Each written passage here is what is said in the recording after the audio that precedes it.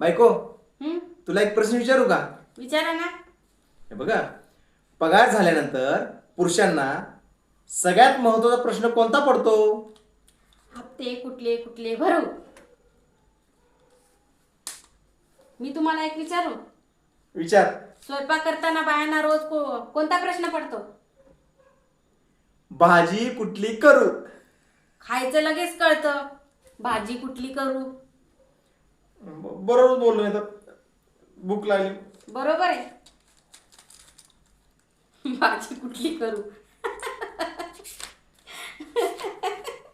तेवढं बरोबर लक्षात राहिलं. भूक लागली तर काय?